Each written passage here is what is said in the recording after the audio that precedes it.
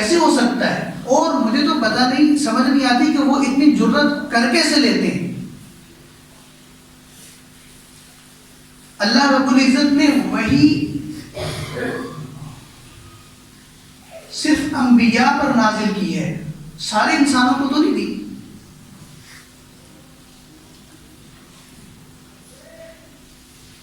دنیا میں موجود کسی ایک انسان کو نبی منتخب کر کے اس پر اللہ وحی نازل کر رہے ہیں، سب کو تو نہیں دے رہے۔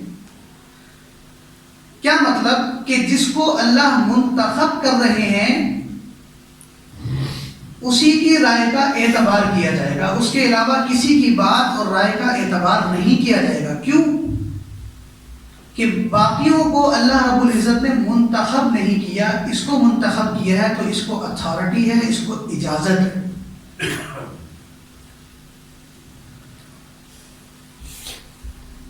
اسی طرح سے وحی کے بعد بھی، نزول وحی کے بعد بھی، قرآن کریم نازل ہونے کے بعد بھی مذہبی معاملات میں، دینی معاملات میں، دینی مسائل میں منتخب لوگوں کو رائے دینے کا حق ہے، ہر کسی کو نہیں ہے۔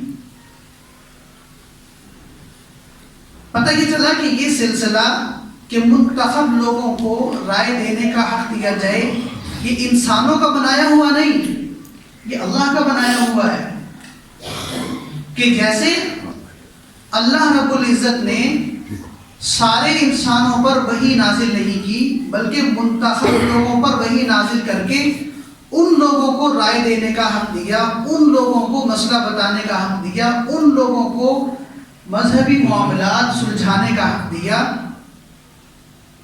اسی طرح سے مذہب اور دین اور وحی آ جانے کے بعد بھی رائے عامہ کو، یعنی ہر عام آدمی کو یہ حق حاصل نہیں ہے کہ وہ مذہبی معاملات میں، دینی مسائل میں اپنی رائے پیش کرتا پھرے۔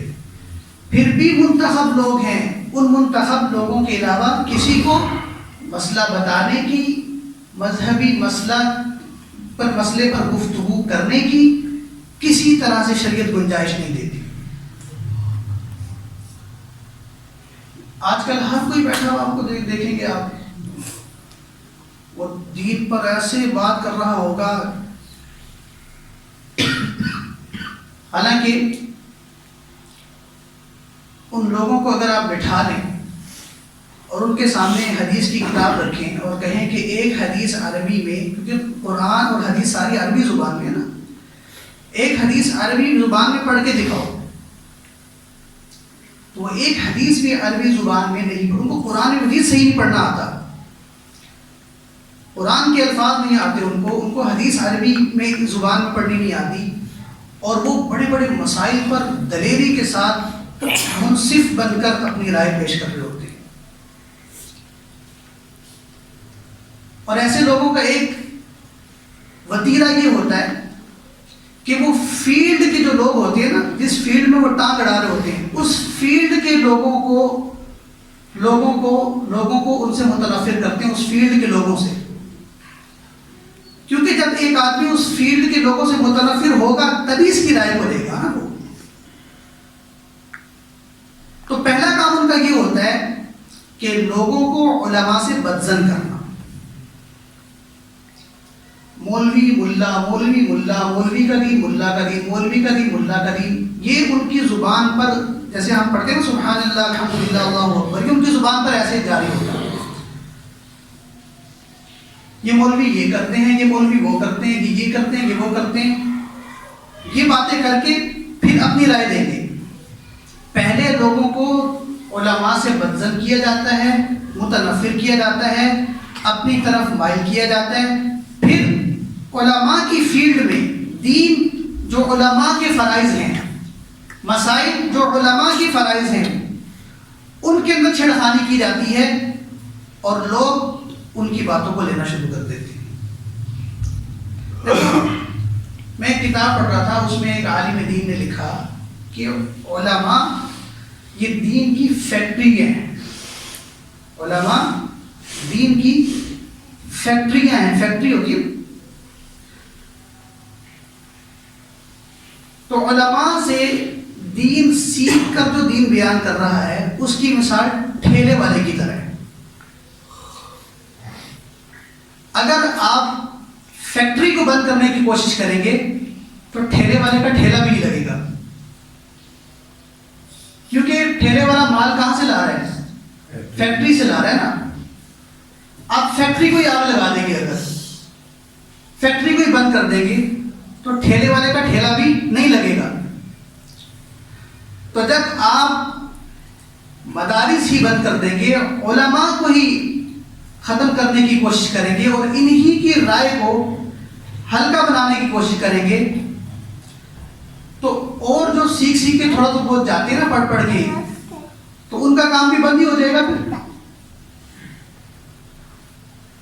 اور ٹھیلے والا جو فروخت کر رہا ہوتا ہے نا چیز، اس سے جو لینے والا ہوتا ہے، فیکٹری سے چیز آسانی سے مل جاتی ہے، آگے وہ بیچتا اپنی مرضی سے.